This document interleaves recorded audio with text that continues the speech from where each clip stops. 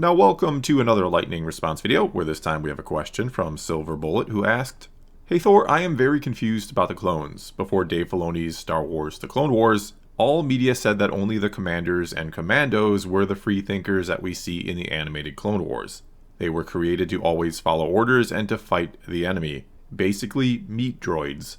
When Dave Filoni's Star Wars The Clone Wars came out, Dave, under the guidance of George, not his first mistake, but oh well, made the clones something more. How did this happen? How could we go from episode 2 to unquestionably following orders to Star Wars The Clone Wars, all clones being free thinkers? I created an OC clone force that are as aberrant as the Bad Batch, but that doesn't matter if every clone is independent.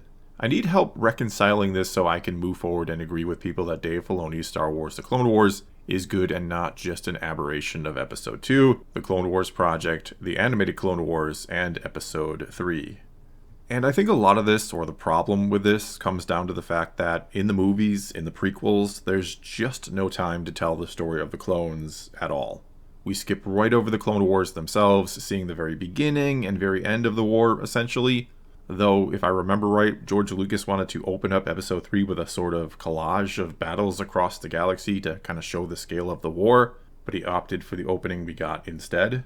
Either way, again in the films, the clones themselves are relegated to little more than a plot device. We get that line in Attack of the Clones that says they will follow any order without question.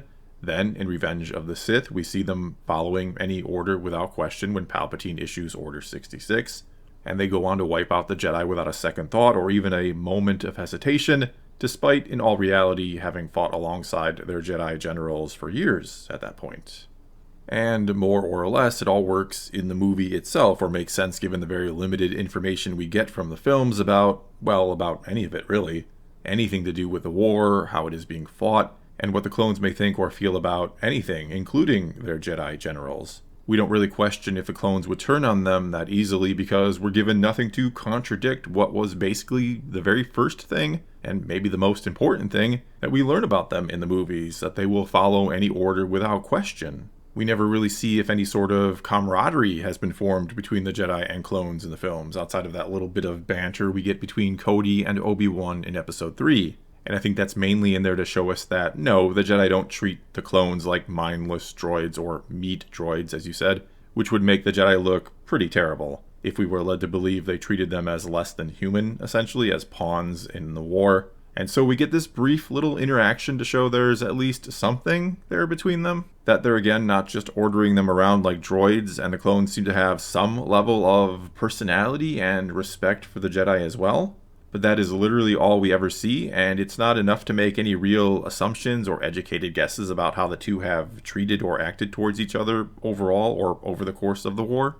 However, when George Lucas decided to make the Clone Wars animated series, and make no mistake, Lucas was heavily involved in the creation of the show. I often see people claiming George was very hands-off and thus Filoni gets all the credit or blame, depending on your point of view, that he was making all the calls on the series, but that is simply not true. Dave was a supervising director, an important job, yes, but he wasn't writing the show. He's only credited for writing one episode, actually, and he wasn't making every single decision. In fact, most of the ideas for episodes actually come directly from George Lucas, including, for example, bringing back Maul. Lucas basically said he wanted him back, and then they all had to make it happen somehow. And I just highly, highly doubt that he, Lucas, didn't approve of practically every major decision that was made in regards to the story or just the show itself in general. I mean, keep in mind how much money Lucas was pouring into that series.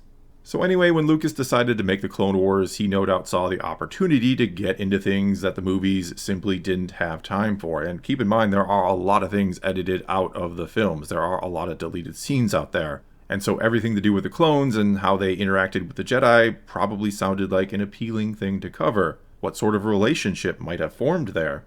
And it's interesting to note that right in the very first episode of the Clone Wars series, Yoda sits down with a few clones, he asks them to take off their helmets, and he goes on to tell them how they are all individuals in the Force, even if they all have the same face.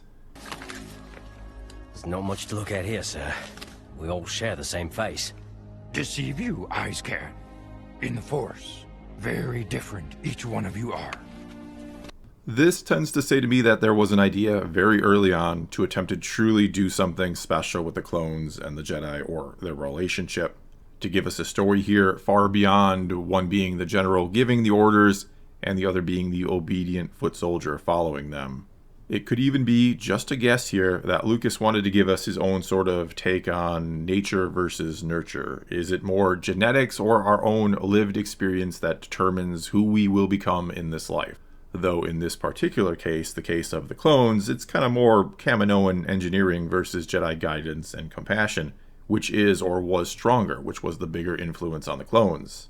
And I think, intentionally or not, the show made a very, very compelling case that the Jedi's nurturing was far more influential than the way they were programmed, that life finds a way, you could say, that it wouldn't have necessarily all been undone, all the programming wasn't undone necessarily, but that there was simply no way when Order 66 was given that they, the clones, would have just fired upon the Jedi without even the slightest bit of hesitation, like we see in Revenge of the Sith. There's simply no way Cody gets that order and gives it and opens fire on Obi-Wan without even asking himself why they were doing this, what exactly is going on here.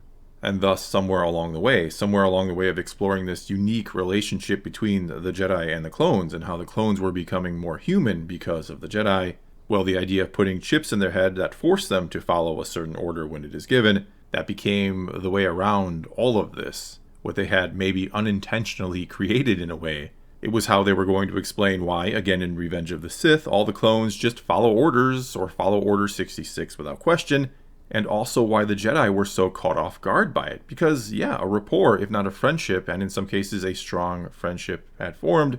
And so it was so strong at this point that even if the Force warned the Jedi it was about to happen right before it happened, which it probably did, it certainly seemed to warn Yoda, they weren't willing to act on it without giving it any thought, which is the opposite of what the clones were doing. There's no way they could have ever believed such a betrayal was possible, not out of the clones that they had befriended and been so unquestionably loyal. Just like we, the audience, could no longer believe it after everything we'd seen in the Clone Wars series. And hence, again, chips or something was needed to explain the instantaneous turn of the clones. And so, going back to the question, I mean, there's basically no way to reconcile the Clone Wars animated series with what other media sources before it, like the books and comics, had done with the clones. It is just completely incompatible, though, interestingly enough, it should be noted that in the original EU stuff, there were clones that defied Order 66, largely because of their experiences with the Jedi. So it could be that maybe the inspiration for the Clone Wars animated series doing something with the Jedi and clones that led to them being free thinkers was inspired to some degree by the EU. And if that is the case, well then the EU helped shape what the Clone Wars animated series became and deserves some credit for the terrific story it told between the clones and the Jedi. Because to me, and though there's a lot to love or take away from the Clone Wars series, even if it is not always perfect or the best, I talked just the other day how, yeah, the first few seasons are a bit rough around the edges at times.